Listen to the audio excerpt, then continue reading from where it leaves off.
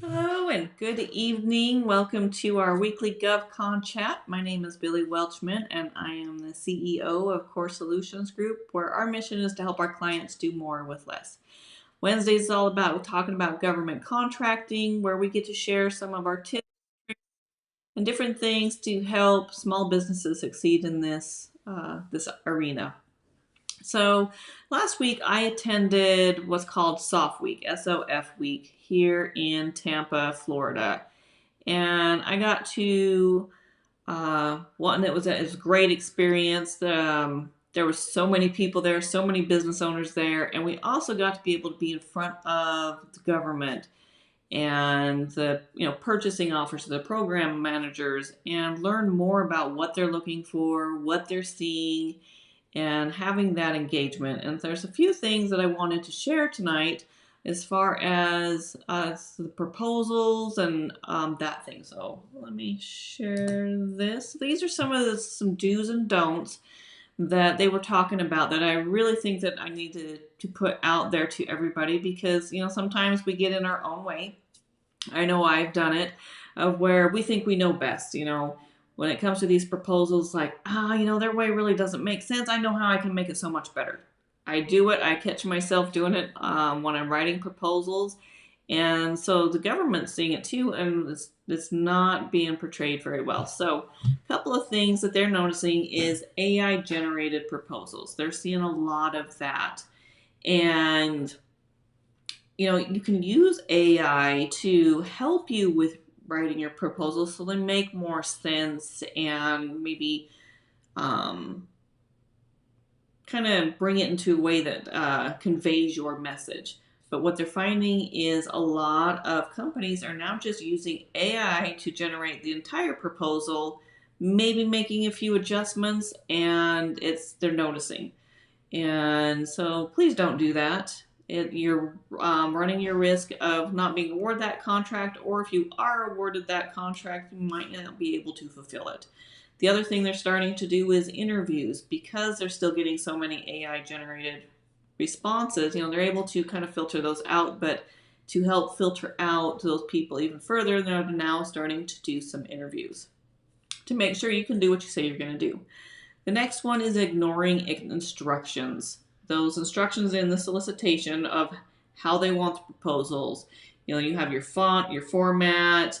If they might have certain structures they want it laid out, different.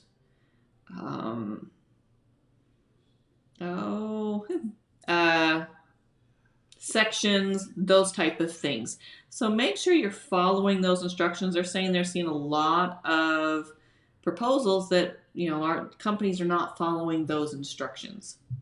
So please make sure that you are following what they have, specifically how they want it, because you could run the risk of them not submitting the proposal to you or awarding you the contract because you couldn't follow instructions. Because in their head, they're thinking, well, you couldn't follow these simple instructions. How are you going to be able to do the contract? And so you want to make sure that you're doing that. Again, they're reviewing a lot of contracts, and it's a quick one. If you can't follow instructions, they're not even going to review it. You don't want to run that risk. Okay, varying key points. So really, these proposal reviewers are going off a checklist, and that checklist is usually the grading criteria that they outline in those solicitations. So make sure you are following that grading criteria, outlining your proposal to match that, and do your what in the military they call bluff, bottom line up front. You're going to put in the key, what you're talking about, how you're going to do it right up front, and then make sure you get to those key points and highlight them so they can easily find them when they're looking through. And again, it goes off of their checklist so they can find them easily to know, hey, can you do this piece, and grade you on that. Okay, and then follow the pricing matrix. They are finding that contractors are changing those pricing matrices that they have. It could be a spreadsheet or different things. It's because sometimes we, again, get in our way and think that we could do this better. This will make more sense.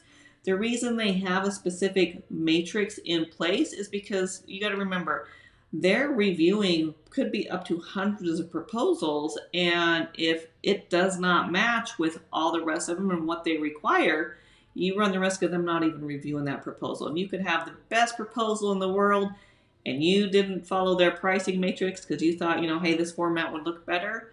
You just ruined your chances because they are now just, getting rid of them and not even kind of following along with them. So please make sure you're following those pricing matrices, breaking it down how they want it, putting it in the format. Sometimes they'll provide that, and just stick to it. So these are just some of the key takeaways that I learned during Soft Week. There were so many more, but this is one of the ones that I really wanted to share with you all tonight because it is coming up on Use It or Lose It season, and so we're going to be submitting a lot more proposals. So I wanted to put this out there so you can have, kind of a do and don't, and, we want everybody to succeed in this realm as there is plenty to go around. So thank you for watching. I hope you have a great rest of your evening.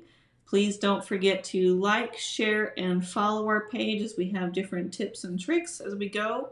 I have been kind of off and on these last couple weeks because I've been attending several events. So just be on the watch out for our next video. It may not be next week because I will actually be attending another conference in Orlando. So thanks again. Hope you have a great evening, and we will see you again next time.